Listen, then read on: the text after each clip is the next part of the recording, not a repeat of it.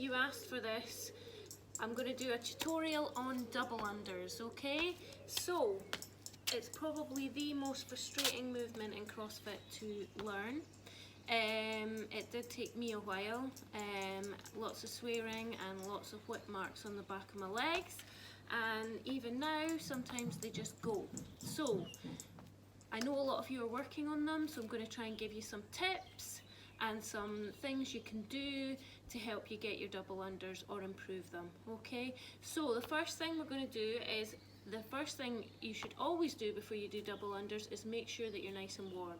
So either starting with some lunges, some of the Henshaw drills to work those ankles and feet, some squats, anything like that. Get the temperature up. Start with some single unders, go into single leg hops, that sort of thing. Get yourself nice and warm before you start your double unders.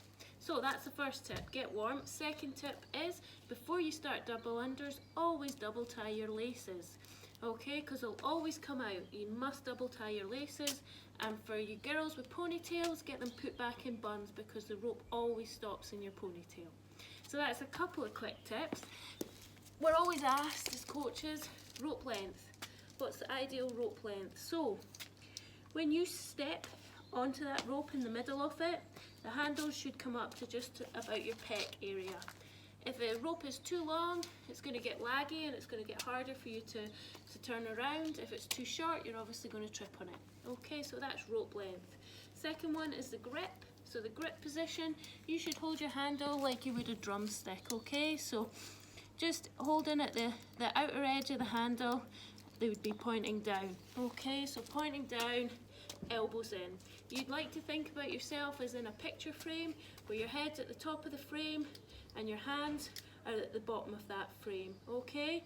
So nice sort of grip on those handles, not too firm, and that's your setup for double unders. Okay, so the next things I'm going to look at, and it should address all these little tips, are things that go wrong.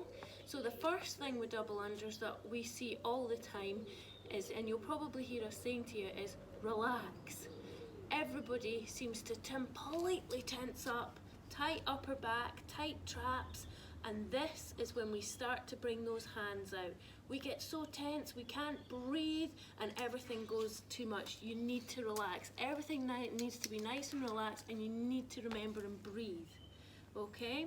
One wee trick, if you do find that your hands come out, and this is a really common one, is to try doing double unders with a band around the upper top of your body, and that'll stop your hands coming out. Okay, it'll keep them in. So that's one drill. The second thing we see quite a lot of is to do with a jump.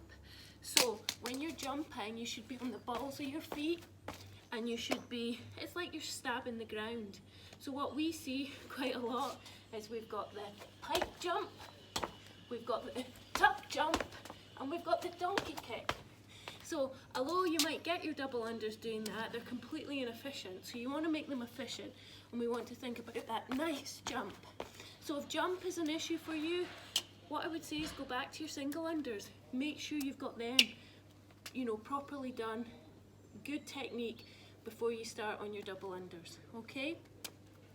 The third one, and this is the one that probably gets everyone, is rhythm and timing.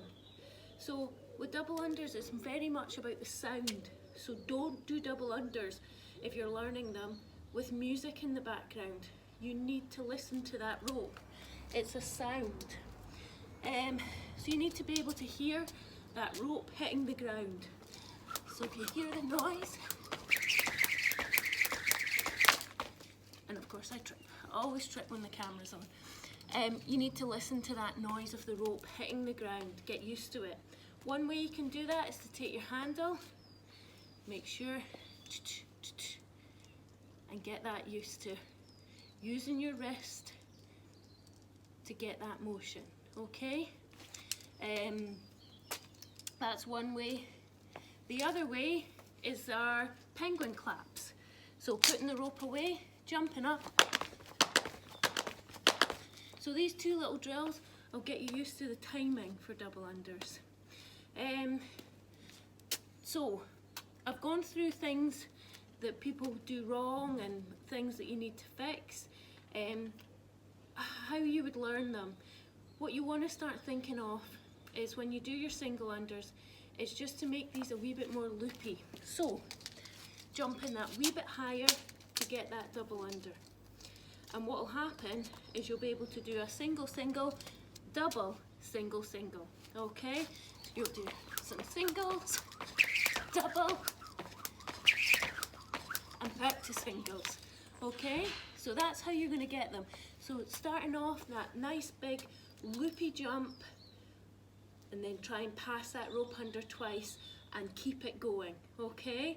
Once you get single, single, double, or single, double, single, you can now start to get single, double, double. So there's ways to get that, but the thing is with double unders is you must practice them. The minute you stop practicing, they'll go away. So commit to yourself. Say, I'm going to try these maybe 2-3 times a week, and make sure you do that and stick to it. Good idea is to video yourself, slow it down. See, do I pike jump?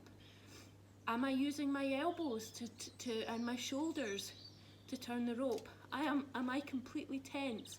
So video yourself and see what problem you've got.